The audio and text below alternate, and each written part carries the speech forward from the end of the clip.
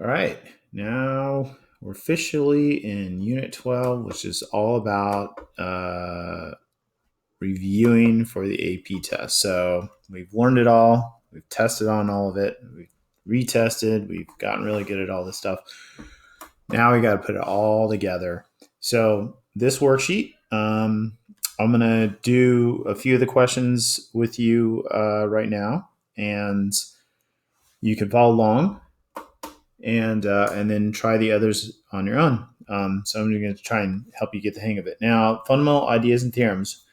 Over here, you're going to fill this out. This is where you're going to write a bunch of stuff about different theorems and tests that we've learned. You're going to sort of write out the details of that thing.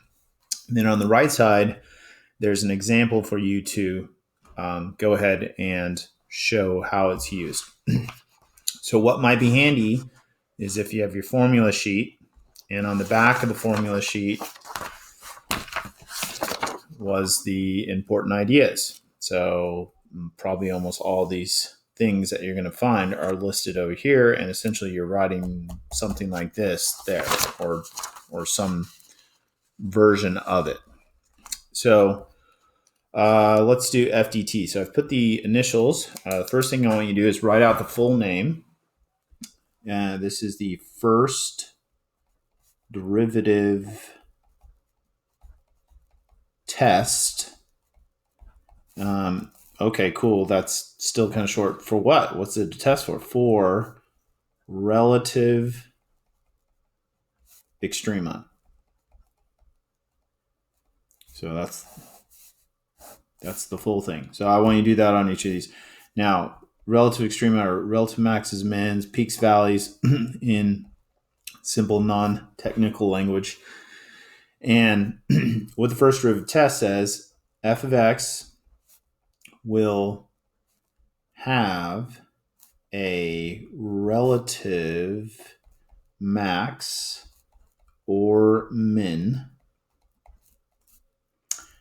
at the point x equals a if the derivative of f, which is the slope of the graph, a lot of times thinking of slope, changes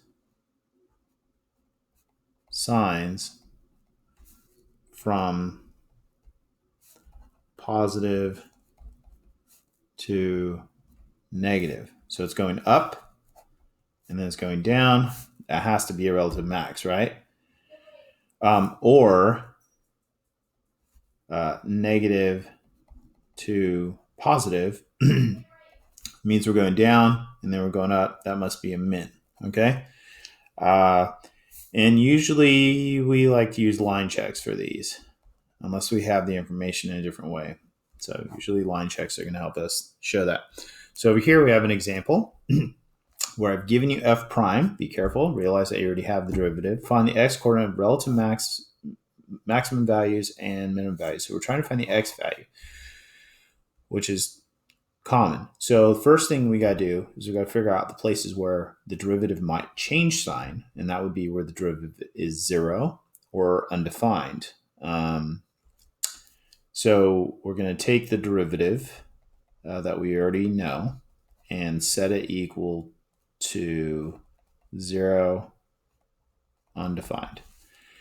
Now, to solve this, you don't want to necessarily just move the 3 over and cross multiply because you're going to lose potential solutions. So what I usually do is give these a least common denominator, 12 minus 3x squared over x squared equals 0 undefined. And undefined comes from this. So x equals 0 is going to give you undefined. 0 comes from that. Being set equals 0. So that's going to be 3x squared equals 12. X squared equals 4. Square root of both sides, plus or minus. You need both of them, plus or minus 2. So these are our critical points, CP for short. If it were for response, I would be writing those out. So usually what we do is we do a line check, and we'll put these on here, -2, 0, and 2. And also remember this idea that if it's raised to an even power, that's like a double root, and a graph will just hit the axis there and then turn right around. It kind of bounces off of it. And so we got to remember that. Otherwise, we're going to get the wrong answer. Okay. Because of the even exponent, right? So we test a value, write down what you test or check. X equals, I usually like to check far right just because it seems to give me positive usually. In this case, it's going to give us negative. So that's negative, positive, positive, negative.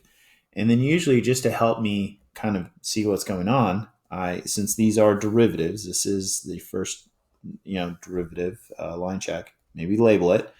But I also like to draw a little just simple slopes that show where it's decreasing, increasing, increasing, decreasing, which is good for questions about that. And then you can see, oh, this is a relative min right here. You can see it's the low point, and this is a relative max here. That's the high point. I mean, you can just see it. And so the relative max value is of f of x is at x equals 2. It's not x equals 2. It's the y value there, which we don't have the original function of. And the relative min is at x equals negative 2. Now, in free response, we would then have to really go into talking about the derivative where it was positive, negative, how it changed. This line check wouldn't be enough for free response justification, but for multiple choice, that's good enough. So there you go. There's one of them, one of the 9 of these on this. This is a homework assignment. Let's see. We could go ahead and I don't know. Let's do the last one. DQ. DQ is the initials for difference quotient. And difference quotient is really just kind of like slope. Quotient's fraction, difference is subtraction. So it's the change of something over something else. So it's the difference in y over the difference in x, which gives us slope, which we calculate back in algebra 1 as y2 minus y1 over x2 minus x1.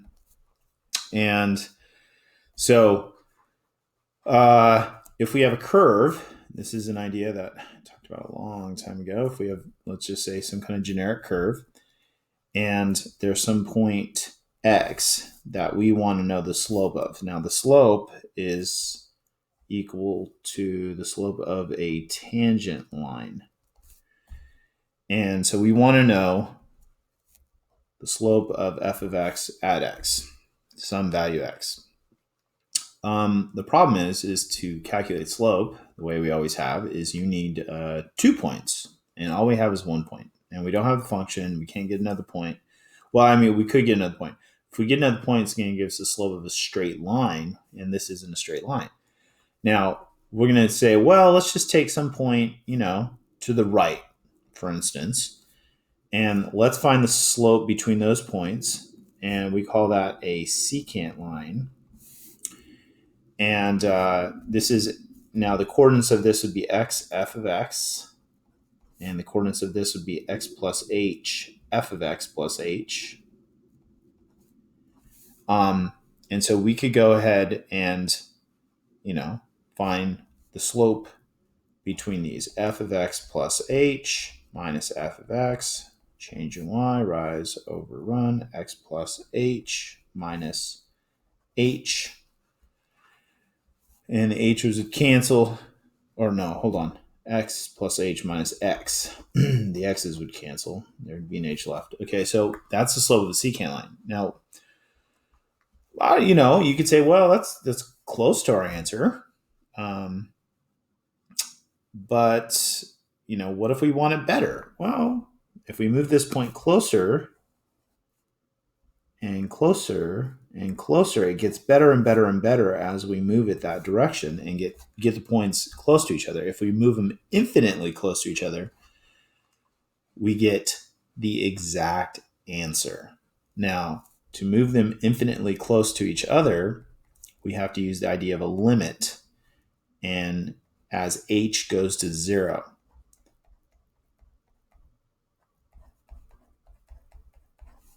And so this is the definition of the derivative. Big idea, right? I mean, it's like,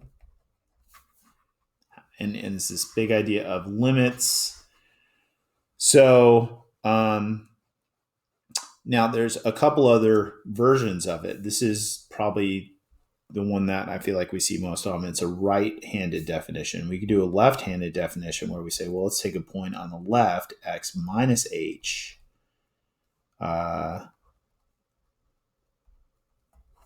So we could take a point on the left, and then we would still take the limit as h goes to 0, and the higher point would be f of x and minus f of x minus h over x minus h would give you positive h. X minus h would give you positive h. So this is a left-handed difference quotient definition derivative. And then we could do another one where we do a point from both sides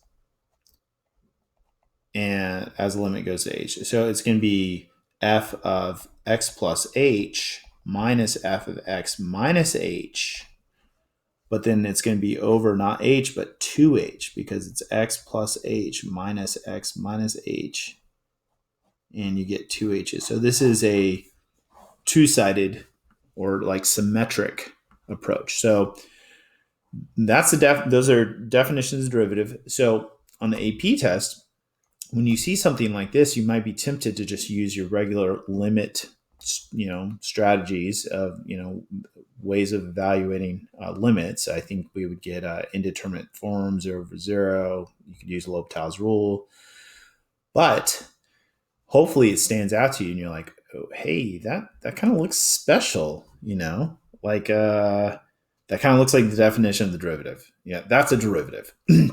So if you recognize, hey, that's a derivative, then you should say, well, of what? What's it the derivative of?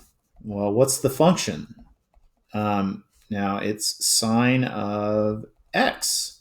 This is where the x goes. Now, if they had x's there, then it would be the derivative of sine of x. But because these values are in here, that means we're going to evaluate the derivative after we find it at pi over 3. So for now, that doesn't come in. And so you say, all right, let's take the derivative of that just using the rules we know. All right. And if there were just x's, that would be your answer. But because there's pi over 3's, we're going to evaluate it at pi over 3. And you guys should have all these trig values memorized. Cosine curve looks like this. It starts at 1, root 3 over 2, root 2 over 2, 1 half, 0, pi over 6, pi over 4, pi over 3. It's 1 half. And so that's our answer. So recognize definitions of derivatives. Let's see. We could do, let's go back to the front and do another one. So I'm going to do about half of these with you right now, and then you guys can do the other half. Let's do SDT. So that's the second derivative test for relative extrema, peaks and valleys.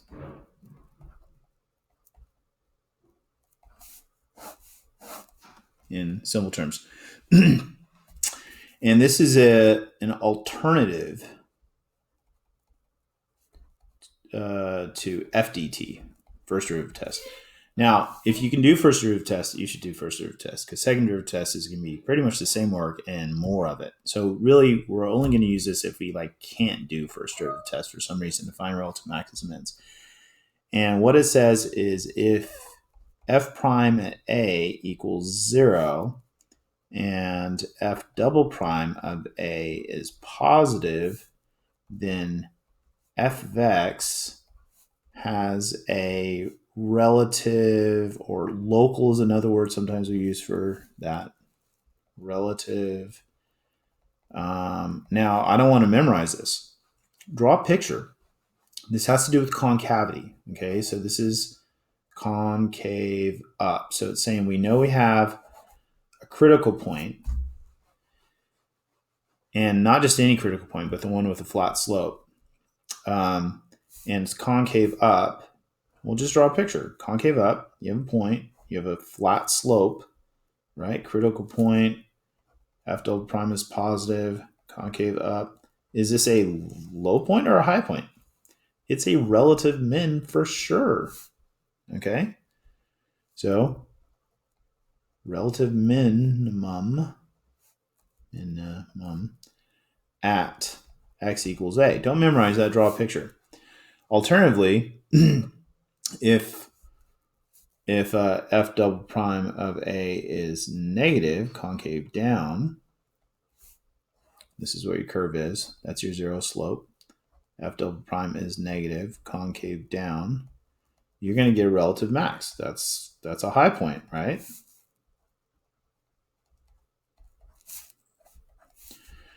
So, kind of a simple idea. I feel like you shouldn't need to memorize that. Now, the reason it has to be equal to 0 and it cannot be undefined critical point, because undefined critical point would be something like this, a cusp or a corner or a infinite or vertical tangent. The second derivative is not defined here. Concavity doesn't exist at these, so we can't use it on those. We can't use the second derivative test if the second derivative doesn't exist at the point you're using. So here's a quick example. Here's some just graph of some function.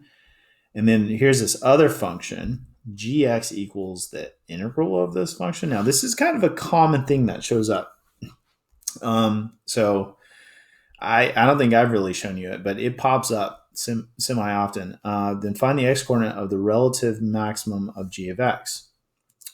Well, we could try first derivative test, and we could say, okay, well, let's find, if I want to find the relative maximums of g, then I need to find the critical points, g prime of x.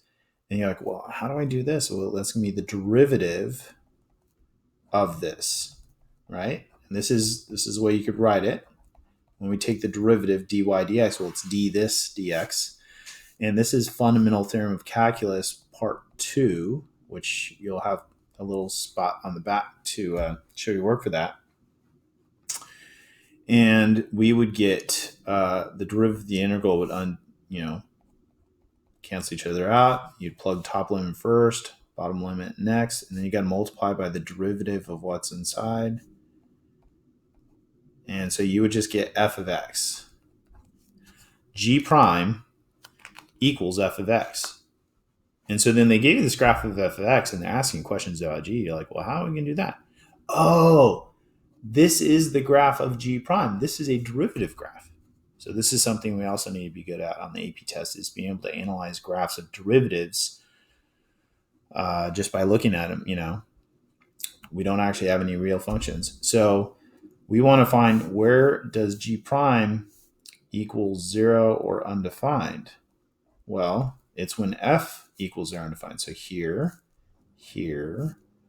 I don't know about endpoints because derivatives are two-sided issues. So we're not gonna count those. But here's a critical point of g, and this is a critical point of g. These are zeros for f, but this is a derivative graph. And so from here, I don't know if you guys remember, it's been a little while since we did this. We say, oh, well, this is where the derivative is negative, decreasing. This is where the derivative is positive, increasing. This is where the derivative is negative, decreasing. And so that means it's going down and then up. This is a relative min. And then it's going up and then down. This is a peak, high point, going up, then down. So this is relative max. And we're not going to make statements about the end. So, So there you go. There's your relative max. That is the x location. So relative max at x equals 3, a relative min at x equals 1. Okay, here's another one. So that's an example where, well, that was just first derivative test, by the way. You could look at concavity. Concavity is where this graph is going down. So this is concave down. And then this is where the graph's going up, is concave up, because this is the graph of derivatives. So the slope of this graph is the slope of the slopes, the derivative of the derivatives. This is where it's concave down, and this is where it's concave up. And so you could say, oh, well, here's a critical point, and it's concave up. So that has to be a low point, right? Concave up, critical point, relative min. And here it's concave down with a critical point, and so it's a relative max. So that's using second derivative test. But we didn't really need it that time. But so let's see if we could find one where we can't do first derivative test, which is the way I originally answered this question. If hx is differentiable for all x, means this derivative exists everywhere, which means that the graph has to be continuous. They give you h prime of 3 equals 0, and they tell you h double prime of 3 equals 5, and f of x is a relative max or min at x equals 3. So this is all the information we have. We don't have a function. We can't do a line check. We don't have a graph. We know that we have a critical point, right, which we have to know. And we know that it's concave. This is positive second derivative, so it's concave up. Concave up, critical point, that's a relative min, right? Relative min. So, all right, let's see. I'll do one more with you guys, and then you guys get to do the rest. So let's see. We'll do one on the back. MVT for derivatives. Now, this is what you should be doing for all of these. As far as over here, we're going to write the full name out, mean value theorem for derivatives. Now, we have mean value theorem in general, but we also have a special version for derivatives that can be figured out from there. So now what we're finding is f prime average, or you might think of it as we're trying to find the average slope.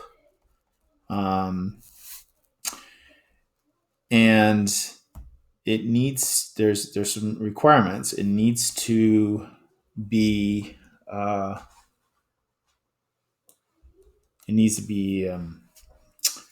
continuous and differentiable on a closed interval. So it needs to be continuous and differentiable on a closed interval.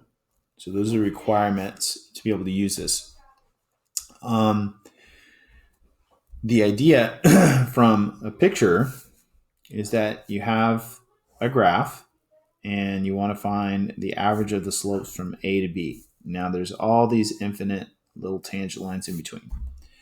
And those little tangent lines, the slopes of those would, if we add them all up and we average them all out, that's what we're looking for. But we don't. That sounds like a lot of work to average infinite slopes. But what it turns out is that the slope of the secant line between the endpoints ends up being the average of all those slopes. And I think your intuition should support that. If you look and be like, yeah, that kind of makes sense. So we have a point f of A f of A, B f of B. And so the average value of the function equals just the rise over run between the endpoints. It's just the slope between the endpoints. Now, I wouldn't memorize this like as a formula. You just should remember the idea that the average slope is the slope between the endpoints. Now, there's also a guarantee that the actual slope somewhere will equal the average slope. Okay? And you can see in this picture that happens right here where they're parallel. And that's C. for at least one C value, at least once. It can happen more than once. But C has to be between the endpoints. So if you get C values outside of where you found the average slope, that doesn't make sense.